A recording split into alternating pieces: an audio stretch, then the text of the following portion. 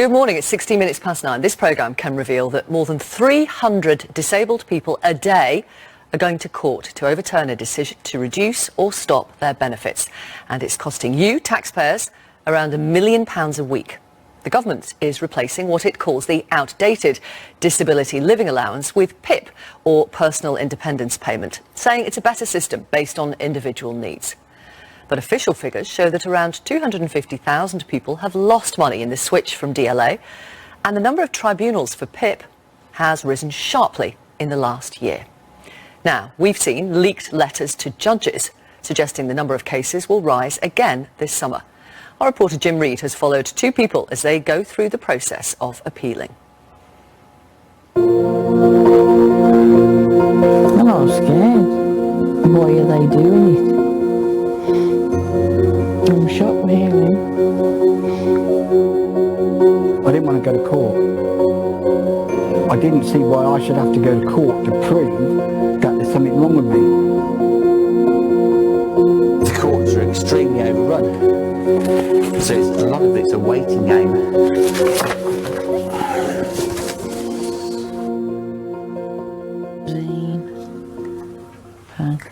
I'll take that.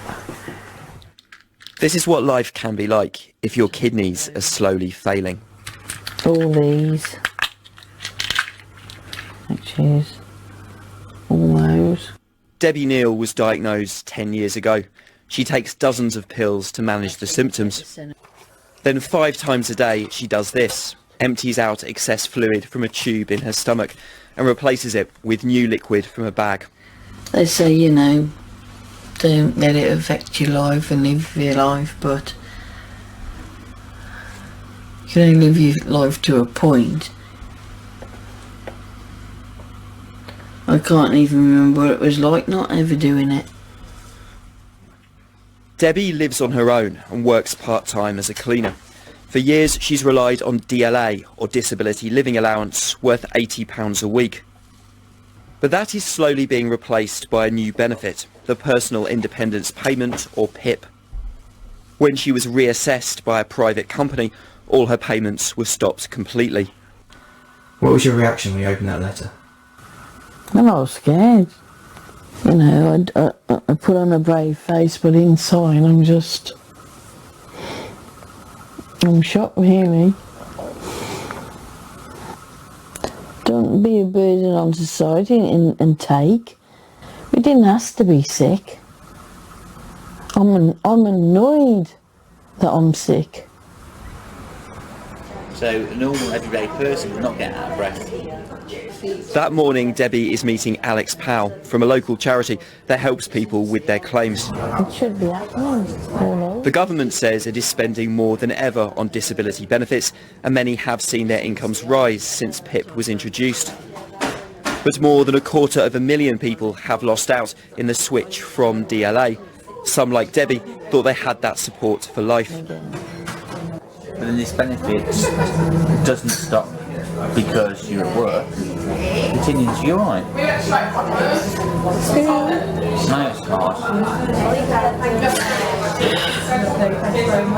It's all sorted out once and for all. I mean, I didn't ask for this illness. I know. Debbie has already asked for her case to be reviewed and lost. Now she wants to go to tribunal, in court, to ask a judge to overturn the decision. That evening, Alex is looking over the paperwork at home. These are just some of the files. We've only been going since January, and we are waiting for a lot more paperwork to come through from different clients. I think at the moment we have about 150 to 200 clients that are waiting to go to tribunal, but the courts are overrun. The number taking the government to court over PIP has risen sharply as more are moved onto the new benefit. There are more than 1,500 tribunal cases every week. Now, we've seen a leaked letter to all tribunals suggesting the number is expected to rise further. It suggests judges travel outside their normal court area to help meet demand. How will you react if Debbie wins her case on Thursday? I'd be elated for her. I'm always a little nervous when I go in, but I know Debbie well. I've spent a lot of time with her. I know how she suffers, so I'll be more than happy when the decision's overturned, and yeah, I'll be extremely excited for her. You sound confident. I am. In the south, as the rain approaches, the wind will start to strengthen. So into the afternoon... 2 days later, and the morning of the tribunal. Expect some sunny spells. I do feel confident, because I am ill, and I've got, deep down, I've got to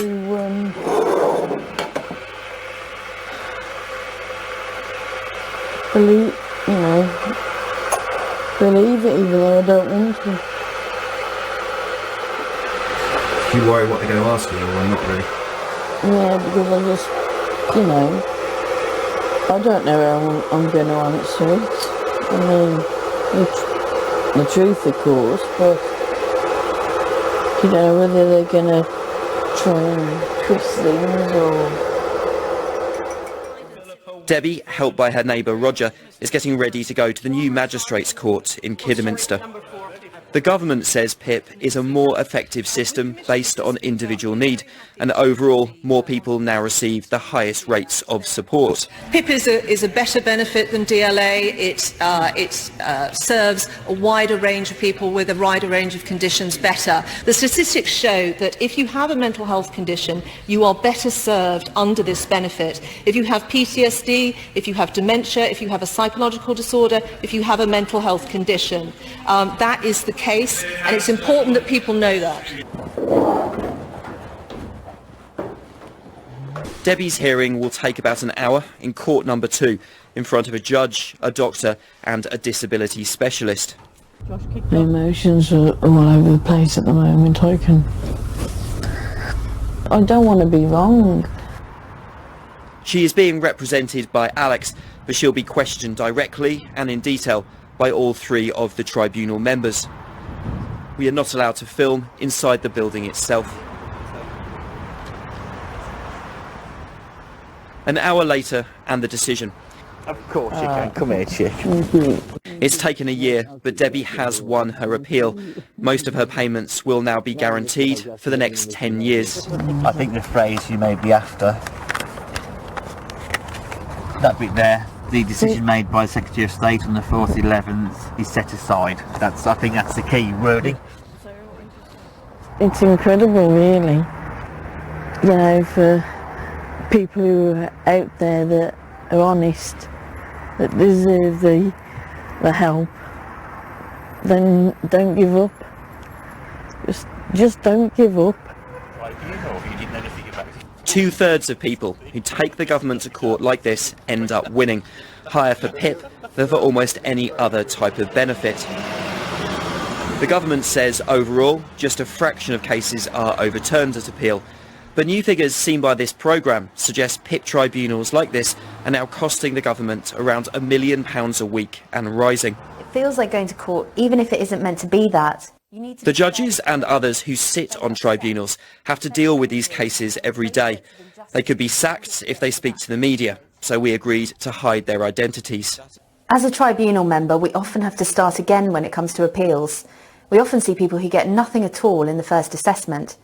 Then we end up giving the maximum award possible and just can't understand why they were awarded no points. The people I worry about are those who don't appeal if they get turned down for benefit, because I think appealing is a pretty intimidating process. You need to be fairly courageous, fairly upset, fairly angry, and have a great sense of injustice in order to get to that appeal stage. Tony Edwards is one of those people. For years, he ran his own surfing business in Cornwall.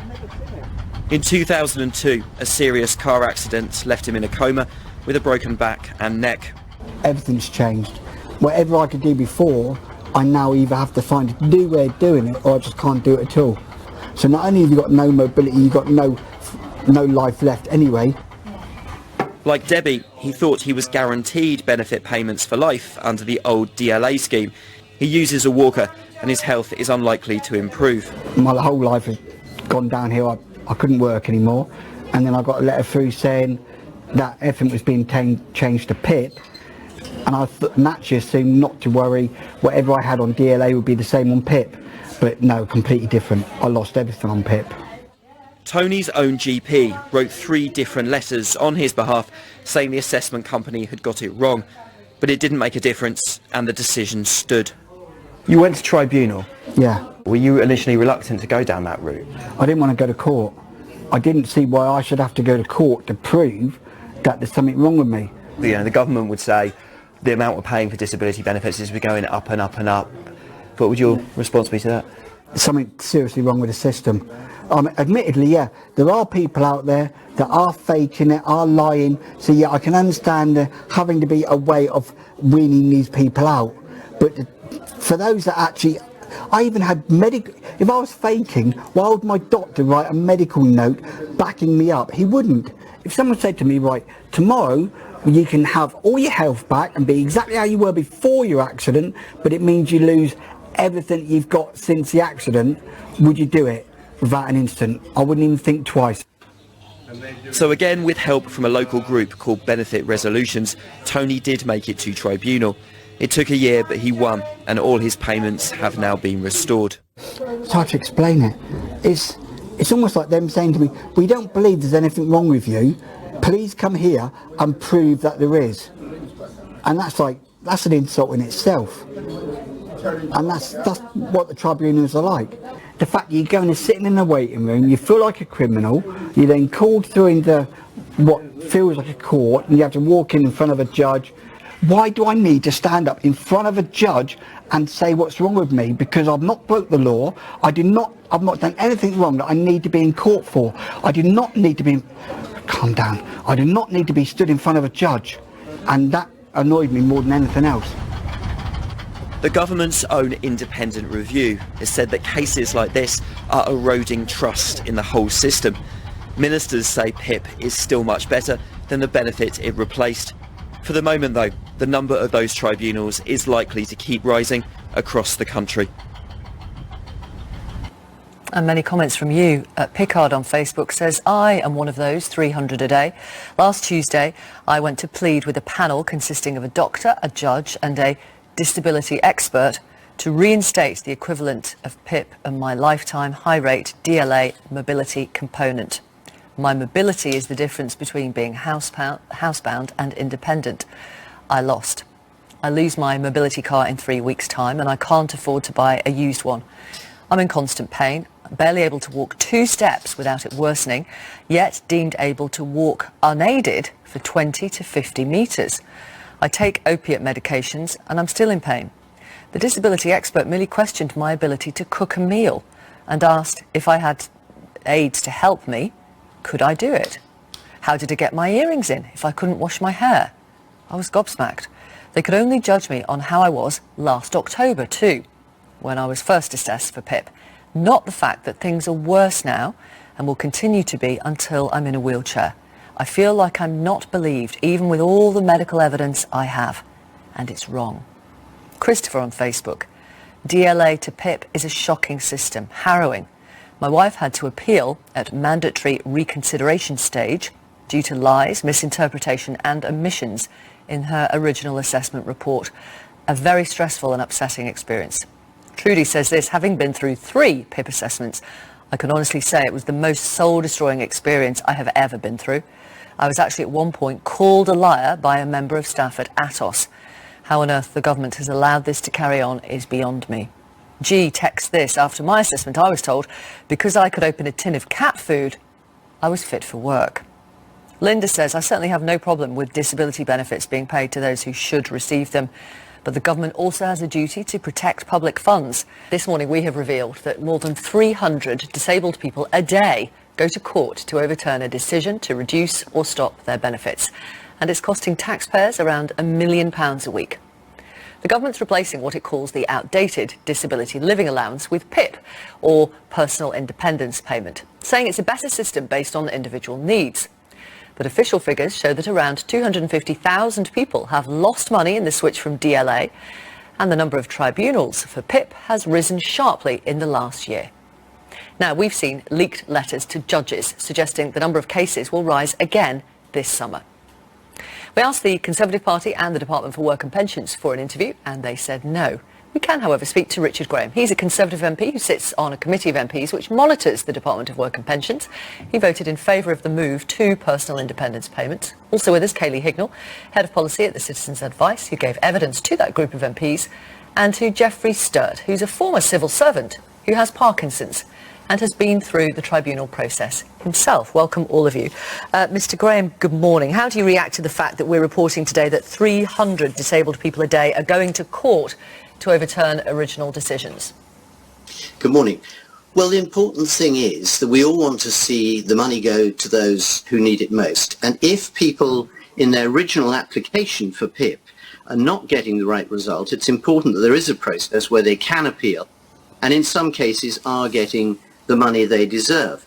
I've gone through this in quite a lot of detail with one of my constituents, curiously last Friday, who was applying for PIP.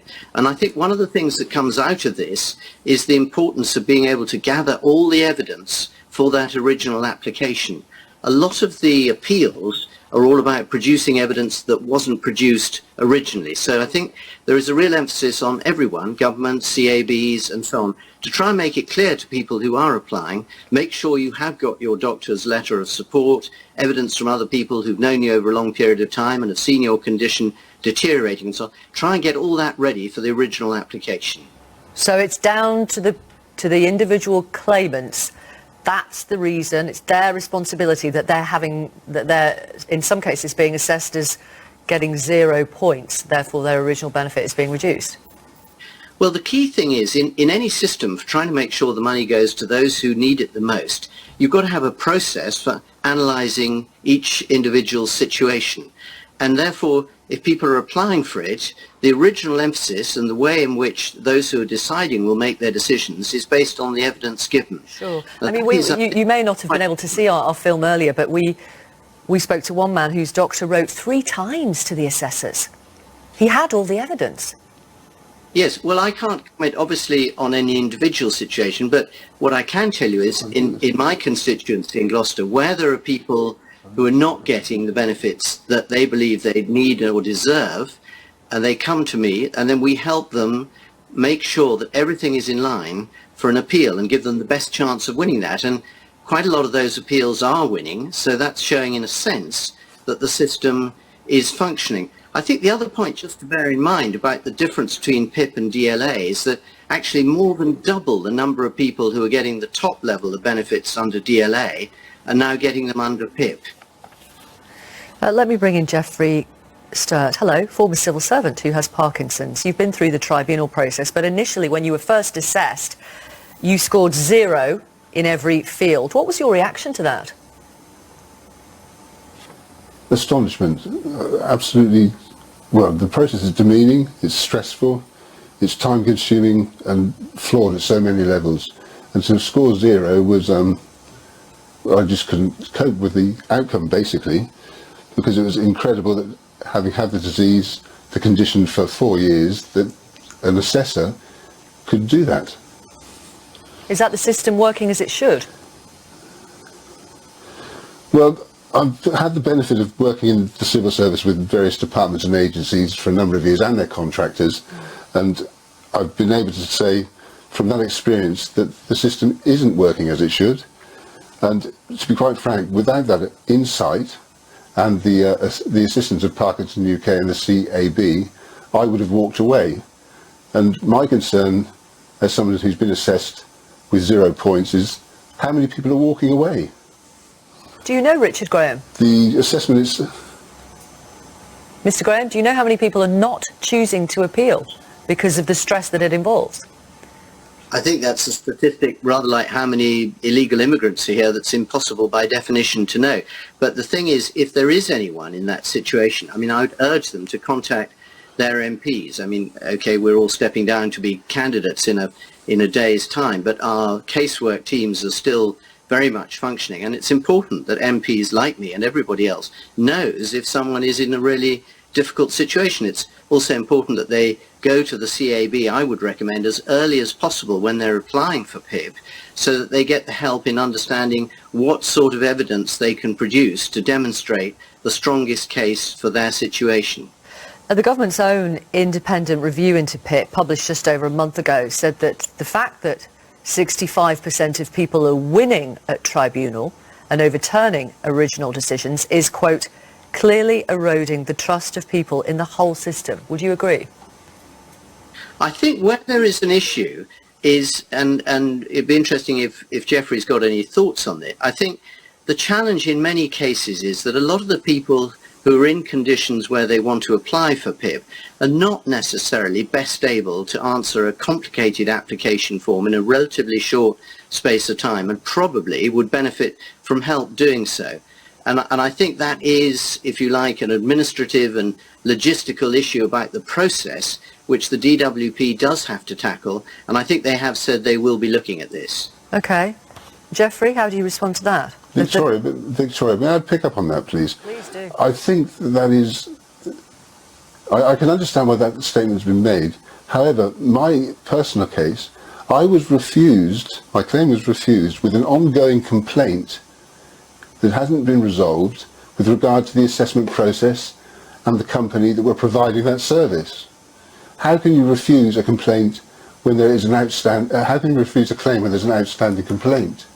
Not only that, evidence was provided along the lines that have just been mentioned, but that was ignored. I had doctors' letters that were sent to DWP that were referred to, and then they were ignored. The assessor went through with closed questions. He didn't probe, he didn't evaluate, he didn't quantify and clarify.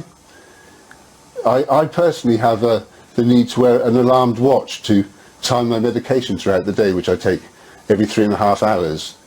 I mentioned that to the assessor because that's an aid permissible under the rules for PIP. He ignored it. He didn't want to know anything about it. It wasn't recorded on my assessment form. The evidence on my assessment form from the original onset of my claim, the form said that they had received a GP's factual statement. They hadn't received a GP's factual statement. I mentioned it to the assessor. He deferred to the office. I mentioned it to Atos, the company. And communicating with them was like, as I say, trying to knock a brick wall down with a toffee hammer. Okay, I'm going to pause you there, Geoffrey Sturt, if I may. Mr. Graham, does that sound like the system working as it should do, to use your phrase from earlier? No, it doesn't. And clearly, you know, and Geoffrey's not the only one. You'd acknowledge that, yes? I'm sure he's not the only one. And where there are issues like that, it's incredibly important that MPs take them up, the DWP is aware of them, and whoever the assessors are challenged on how they're going about their process. Okay, I want to bring in Kayleigh, if I may, from the Citizens Advice. Is the form too complicated, as Richard Graham says? I think a form for disability benefits can be quite long because you're trying to cover quite a lot of different conditions and support needs. So one form for filling that out is quite a long, complicated process for a lot of people. And even myself and other advisors across Citizens Advice spend many hours helping people with those application forms, with gathering the medical evidence that has been mentioned and ensuring that they've got everything they can to get through that assessment process and get it right first time. Okay. Richard Graham, is the form deliberately complicated? No, of course not. But of course it is designed, as you know, the CAB mentioned, it is designed to try and deal with a wide range of different conditions. And that does make it quite hard and complicated. And I do think that is something that the DWP has got to look at again. And I think they have recognised that in the last session we had with them in the Select Committee. There are various charities, Mr. Graham, who argue that if you have a permanent degenerative condition, such as Parkinson's, for example, and you've already been assessed and placed on the highest level of support, you should never face reassessment again. Do you agree? I think Damien Green, in fact, did make a statement specifically on some of those issues where people had clearly got a long-term degenerative disease. And I think some of them are not going through the assessment process. So, yes, I would agree with that. But of course, there are plenty who are with permanent degenerative conditions. Sorry? There are plenty who are still being reassessed with permanent degenerative conditions. Yes, for some, some conditions do degenerate, some stabilise, and occasionally, some do get better. So it's a mixed situation. So which permanent degenerative condition gets better? Victoria, I'm not going to try and get into an argument about specific conditions here. It's not an argument. You just said some get better, and I'm asking you which permanent degenerative conditions get better. Let's get back to the overall facts. Is that because there isn't a permanent degenerative condition that gets better, quote unquote? The key thing about PIP is that actually more people are getting the top level, and more of them are getting help with mobility, more of them are getting help with their daily allowance than used to be the case in the DLA. There are problems administratively on it, but to try and make the case that PIP is not working for a great deal of people, I think is overstressing it. I don't think anybody's making that case. The number of appeals is rising. It's costing the taxpayer more than £1 million a week. Are you happy with that? The costs of the tribunals, Correct. You mean, or the cost of the overall programme? The cost of the tribunals. No, clearly everyone would love to see the costs of the tribunals reduced, but to have a system without tribunals would be absolutely wrong, and it's important we have them, and it's important they do the work they're doing. You can argue about whether the percentage of success means too many of the original assessments are wrong, or whether it means that actually the tribunals are doing their job in looking into a great deal more detail for those who apply to them. Either way, it's important that the system works as well as it can, and as I've said, the Select Committee has recommended some improvements to the DWP, and they've said that they will... Victoria. Geoffrey Sturt, go ahead. Hello, Victoria. Hi, yes, go ahead. Victoria, I'm sorry to interrupt. I do apologise. Go ahead. It's not a question of what's working. It's a question of the assessment process is not working. The evidence I have for that from my own experience is the fact that the tribunals are working. The assessment process is DWP's responsibility. The tribunals are the Chancellor's. When I went to the tribunal, they asked open questions. They qualified and clarified and quantified the situation. With regard to the example I gave you for the wristwatch, they scored me positively on that. So my question for everybody involved with Atos is, why did they not score positively on the wristwatch situation in my assessment? The assessment process is flawed. It's not a question of the tribunals so much as if the process was working properly, they wouldn't have to go to tribunal anyway. Understood. Kaylee Hignell from CAB, from Citizens Advice, Richard Graham correctly points out that under PIP, more people are now receiving the highest rate of support, 26% compared to 15% under the DLA system. That's got to be a good thing, hasn't it? Absolutely, and we do want people to get the support that we need, that they need. What is crucial, though, is that the benefit is delivered in a way that gets that right first time. So at Citizens Advice, it is our biggest inquiry area. Last year alone, we saw 400,000 inquiries about PIP. When we look into that, some of Sorry, how many inquiries? 400,000 inquiries in 2016. Okay. When you look into that, some of that is because it's a new benefit that's being rolled out. People are understandably confused about that. Some of it, though, when we drill down to it, is because there are much needed improvements in the system to make sure people get that assessment right first time. Okay, thank you all very much. We appreciate your time. Thank you. Richard Graham, Conservative MP, who sits on the Committee of MPs, which monitors the Department of Work and Pensions. Geoffrey Sturt, many thanks for your time. Thank you.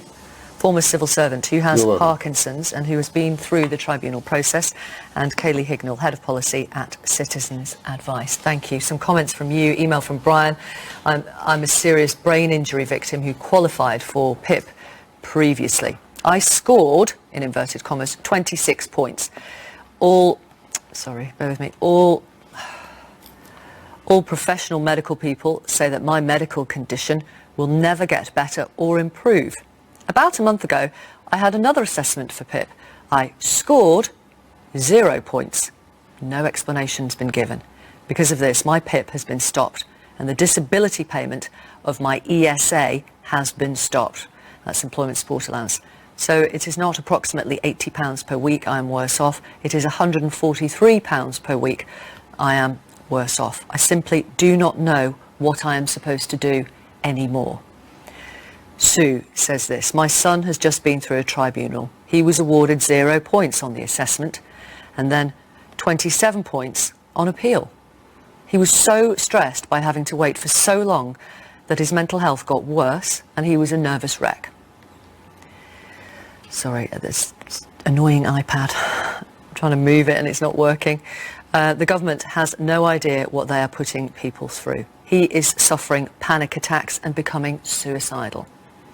Email from Viv: I'm just watching your programme and I'm getting really angry. I'm having to go for my assessment in the next few days. The offices are in a pedestrian zone. I have a disability and I cannot walk without extreme pain. And all that involves is stress to plan to get there, to see if I can get there, and more importantly, to see if I can get back. We've worked hard all our lives, even with our disabilities. We try to get on without asking for anything. But not to have the freedom to get out is daunting. To be trapped at home is unthinkable.